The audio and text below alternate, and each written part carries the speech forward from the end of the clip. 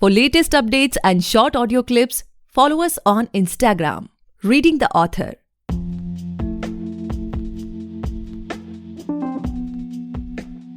Hey guys, welcome back to the podcast Reading the Author, a unique show where we read authors' mind and not their book. Meanwhile, I truly believe and pray that you and your families are completely safe and healthy as well. Today we have Deblina Bhattacharya ma'am with us, the author of Knots and My Black Rose. Thank you so much ma'am for coming on our show. We are highly grateful कि आप हमारे show पर आए. Thank you so much for having me here. I'm very excited to be here. Pleasure, ma'am. So, ma'am, before we get into the podcast and know much more about your book, about your vision, about your branding and everything, I would request you to please introduce yourself so that our listeners can know much more about you. I am an English literature student and I'm also a content writer by profession. And this is My Black Rose is actually my second book. So I started writing when I was 16 years old, but I think I was writing when I was a child also. The person who inculcated the love of reading in me, who really introduced me to the world of reading and writing, was my dad. He was a huge literature enthusiast, and from an early age he would encourage me to read good books, and I was particularly very fond of the classics. I was fond of Charles Dickens and Jules Verne and the likes. So reading a lot, as they say that you can never be a writer unless you're a really avid reader. So reading a lot in my childhood really inspired me to write short stories for my school magazines and essays for my school curriculum. And I would always, whenever I would write the essays for my school magazine, I would craft them in a way that was telling a story instead of just the typical essay format. I think that was my specialty. And then when I grew up, I started journaling a lot, and it was more of a habit than a writing ritual.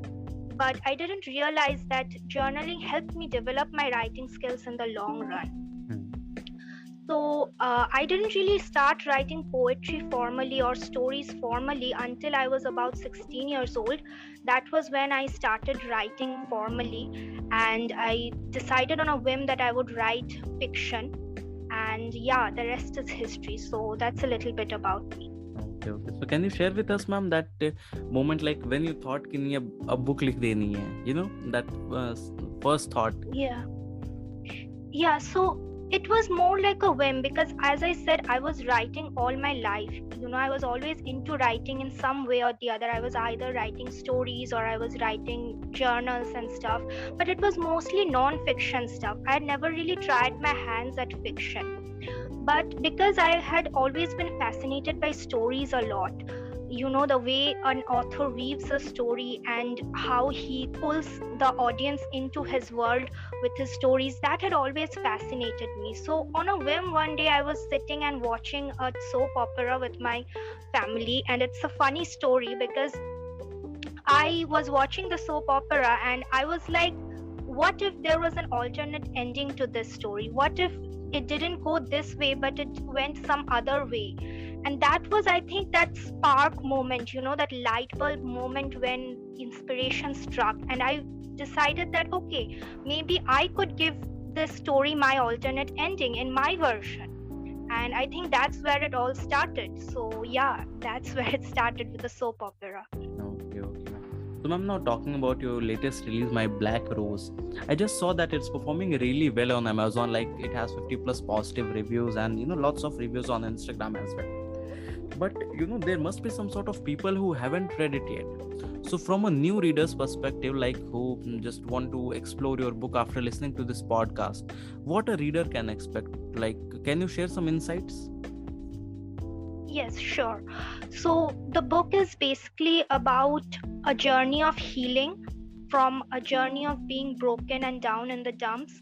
And I think the reader can expect to go on that journey and relate in the beginning when they are low and when they are broken and when they have lost all hope, and they can end the book on a note that everything will be better soon, that better days do come, and everything tough that happens in our life is to give us more strength. I think that's what the readers can expect from the book in a nutshell.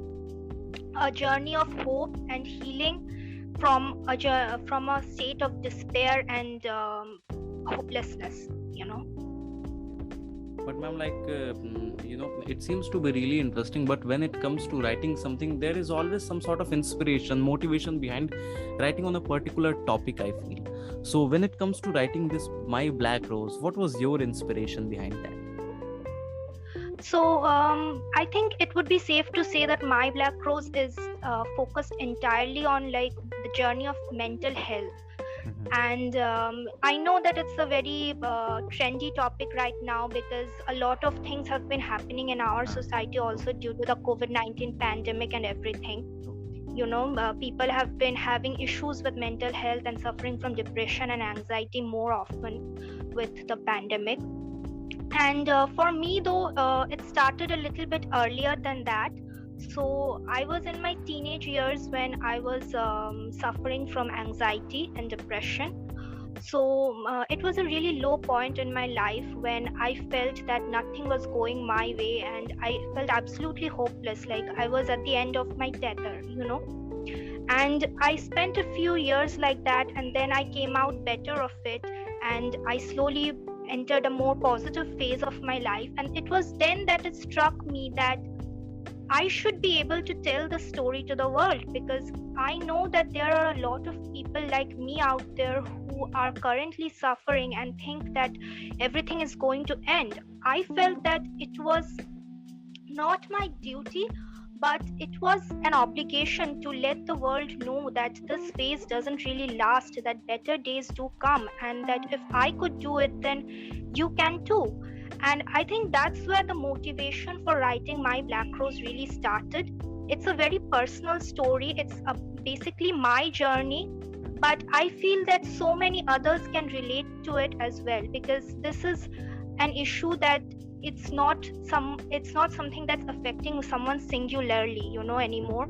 It's affecting in masses, and especially with the pandemic. And I felt that with the pandemic, it was the right time to release the story out into the world, because I felt that so many people could garner the hope from this book that this book doles out.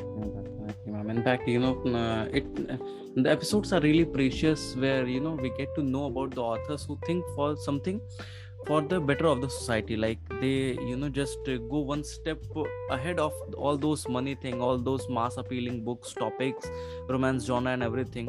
And I feel really honored to share this episode with you, ma'am, because you are someone who is doing something for the society, rather than you could have written something else which is mass appealing the audience, or targeting the youth or something like that.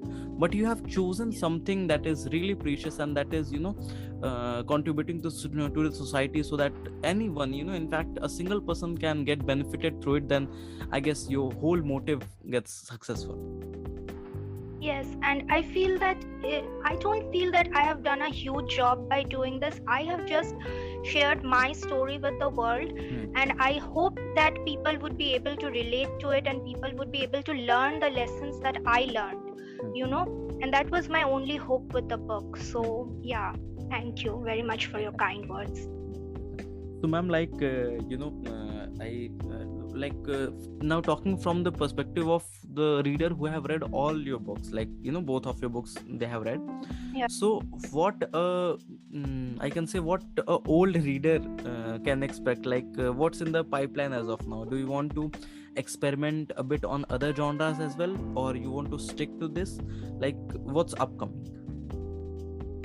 So I do have plans to branch out into other genres, because as I said, when I started writing, I actually started with fiction and not poetry. Poetry is something just really happened to me along the way. As I say, that poetry doesn't really come to you, it chooses you somewhat, and it chose me, I guess. Yeah. So poetry was something that happened along the way. My great love is fiction, so I have decided I'm working on my debut novel actually, and it's going to be released soon, I hope. So it's in the pipelines. And even with my novel, I think the message that readers can expect always is a strong, optimistic message, that one that conveys to the readers that tough times are just temporary, and you can get through tough times with faith and strength and courage. That's what the message is basically about all of my books. And it's going to be fiction, and I have also got a few more poetry collections on my mind, but I'm not so sure about them as of right now, because Okay, so here's a good news for everyone who has read both of the books of Deblina ma'am, that you don't have to dishearten yourself, because ma'am is releasing a novel as soon as possible, so you all can get excited. And ma'am, my next question to this podcast is like, most of the authors are working towards creating a sort of impact on their readers' mind, like from a couple of years from now, if anybody says, okay, it's a new release by Deblina ma'am, so what sort of impact you want to create on the reader mind, like that, that sudden, that first thought, okay, it's a book by Deblina ma'am, then it must be like that, or we will get these kinds of things. Is there any strategy, any branding going behind that? Have you ever thought about them? Yes, so like I always say that I don't really think of myself as a brand, because I'm not producing products, I'm creating stories.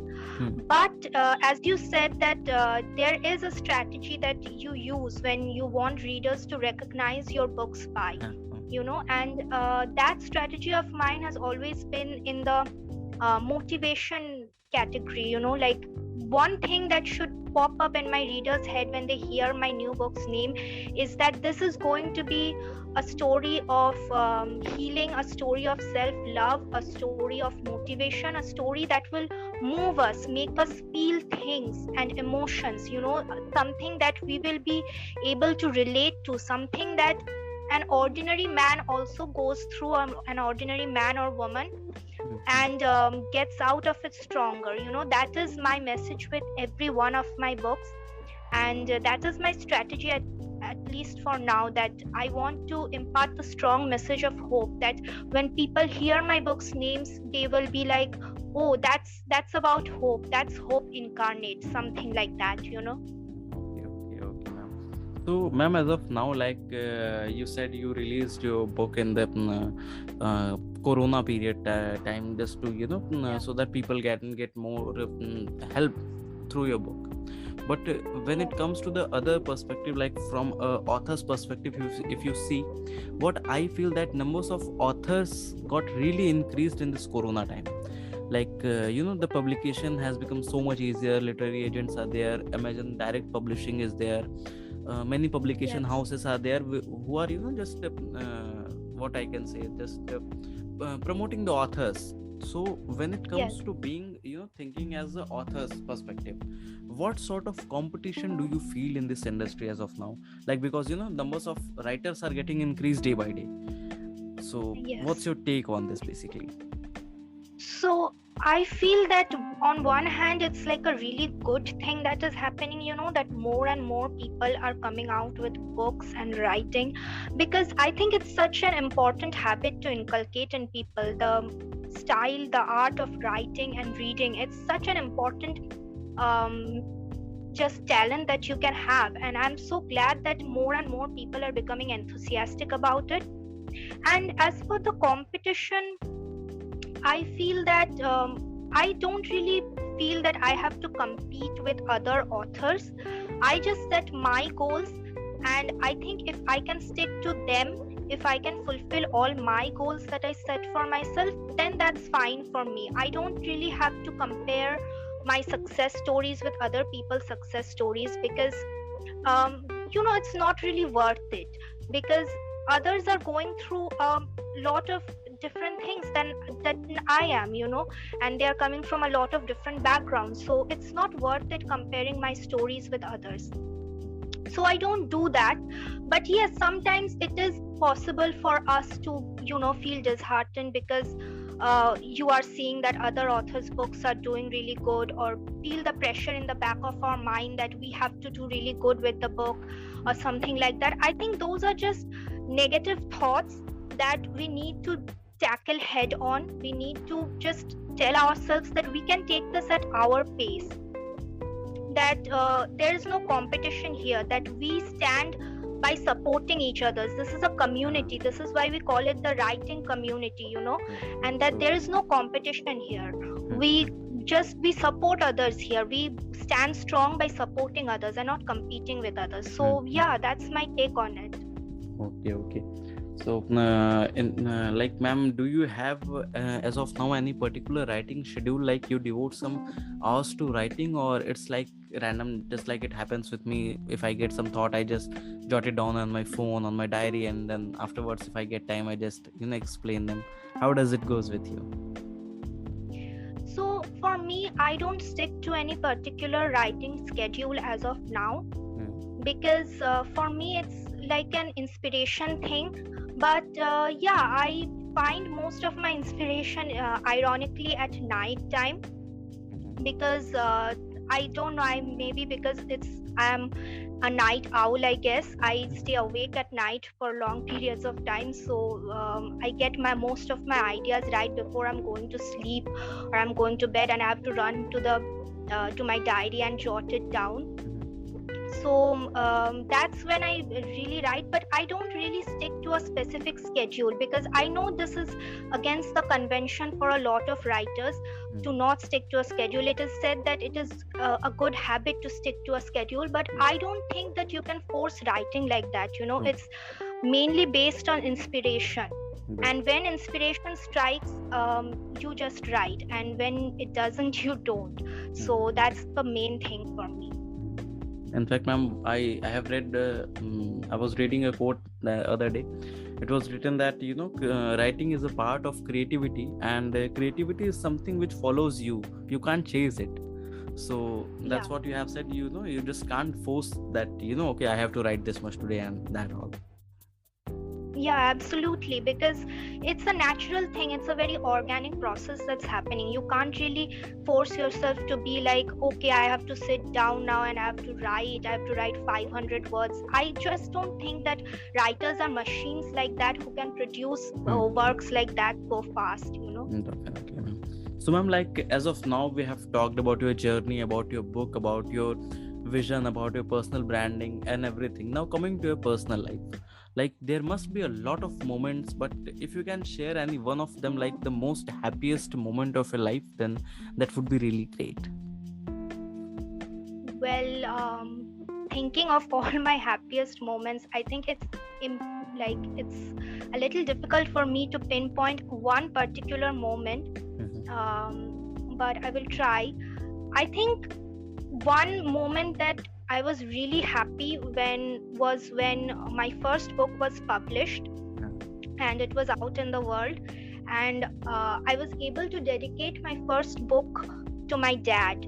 I think that was my biggest achievement.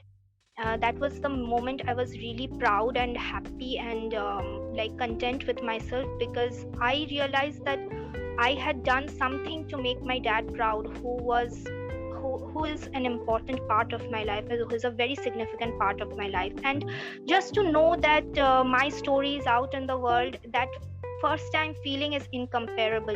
Like when you first put out a book into the world, that feeling is just like none other. Definitely. So yeah, definitely, ma'am. What I feel on this topic, ma'am, that if you're doing something for a really long time which is not yet out for the world, and when it comes out and people accept it with open heart, and then that's the most beautiful feeling. Yeah, absolutely. And when you see that so many people are loving your work and so many people have such positive responses to your work, it's so gratifying. Like, there is no satisfaction like it, I would say. So now, coming to the time, ma'am, when you heard that, okay, tomorrow your book is about to release. So at that evening, what goes in your mind? Like when you were going to your bed, like, were you excited, nervous, or, have you just marked up some milestones for yourself? Okay, these many people know me, so my book has to be sold out this much in these days. Like, what was going on your mind at that time? So I think it's pretty natural to be stressed out. Like I was very anxious. I was overly anxious at this point when my first book was coming out, even when my Black Rose was coming out. It is like it is only natural for us to set goals for ourselves, that that I'm going to sell these many copies or something like that. But I think the important thing to keep in mind is, even if one reader reads your book, I think you should remember that that is your job done, because at the end of the day, you have reached one reader and made them happy and impacted their life in some way. So I think if you keep that thought in mind, then the journey will be easier. And so I was trying to keep that thought in mind only, that if even one person appreciates my book wholeheartedly, then that is my victory for me. I don't have to worry about anything else, how many numbers I'm going to hit. It's a thing in the back of your mind that always stays, that you have to hit this many numbers, or otherwise it won't be considered successful, or it would be considered a flop. But I think you just need to teach yourself not to focus on that, and to focus on the fact that how many souls you're making happy with your work, how many souls you are reaching out to with your work. And I think the rest of the things will just fall into place. Definitely, ma'am. And ma'am, like, as of now, if we can say, like, what's your current mental state as an author, as a person? What are the things which you're focusing upon in life? So I am trying to bring about a very positive change in my life. Like, I was in a phase where I was going through some depression and anxiety, but now I'm trying to come out of it stronger and better, a stronger and better version of myself. I am trying to make goals for myself that I will focus on, that I will try to achieve as a writer, as a person. I want to further my educational qualifications and pursue my dream of being a literator. And so these are just some small goals that I'm setting for myself, and I'm just focused on making them happen. I'm trying to cut out all kinds of negativity from my life. It's easy to say that I will cut out all of the negativity from my life, but you can never really do it actually, because some negative thoughts or the other will be there in the back of your mind. But I think that you can always replace these negative thoughts with positive ones, and as long as you do that, I think you will be just good enough. And that's what I'm trying to do, replace all my negative thoughts with positive thoughts, and just live my life to the fullest. That's what my mental state is currently. Now, my last question to you of this podcast would be, like, many upcoming authors will be listening to this podcast, who will be holding their first draft in their laptop, in their diary, or there will be people who will start writing after listening to your podcast. So what would be your advice for them? Well, one advice that I would like to give new authors is that don't write something just because it's very trendy or just because it's selling well. Write what your heart wants you to write. Write the story that your heart dictates to you. I think that's very important in this craft of writing, staying true to yourself, staying authentic as an authentic voice. Because I see a lot of new writers making that mistake, that I will write something that's popular, or I will write something that is working really well in the market. I think that's the mistake. I think if you always set up yourself out to be a marketer and not a writer, you will always be just that. Like, I know it's important in today's day and age to be a marketer and a writer both, but I think it shouldn't affect what we write and how we write it, the aspect of marketing. So that's one advice I would give to new authors, that write the story that comes to you, that you're aching to tell. Don't write something that is just hot on the market or something. And another thing I would like to say to the new authors is that write fearlessly. because I feel that when you are writing something that is true to yourself, you sometimes get scared, that whether the audience will accept it, how will they react to it, or is this too personal, is this too sensitive. Like sometimes when I was putting out my book, My Black Rose, it was about such a sensitive topic that I had to sit down and think sometimes that, okay, is this too sensitive to go out into the world, or is this going to be even appreciated by people? But I think at the end of the day, if you remain true to yourself and you write boldly, then your story is bound to inspire and empower others. So yeah. And what I feel, ma'am, that when we write something which is for the market or something like that, then audience don't get relate to it. Like they can't be they won't be able to relate to the topic. You want to get that essence, because you will be somewhere in the mind, okay, I have to plot something like this so that people can like it, as we are comparing this to Bollywood movies, what I feel. Yeah, absolutely. Like I think that if you just write something very trendy or something, people will just feel that it's not coming from your heart. And when they feel, when readers can just feel that thing, that you are just writing to please them, they are not really any more interested in your book. So yeah, that's a big turn off for me as a reader as well. So I feel that it would be a big turn off for other readers as well. Definitely. Okay, so that's all for today, guys. I hope you must have enjoyed this lovely conversation, and if you do, then do follow our podcast, Reading the Author, available on all the leading podcast platforms. And don't forget to buy and read the book. You can just go on Amazon and search Deblina Bhattacharya. You will get all the books of Deblina ma'am, and you can just buy them, read them, and share with your friends and family. And if you're someone who loves poems, then you can follow Deblina ma'am on Instagram and as well. She keeps uploading some really amazing poems. I just read them regularly. And thank you so much, ma'am, for coming on our show. It was my honor to host you today. Thank you so much for having here. I had a lovely conversation with you. Looking forward to more.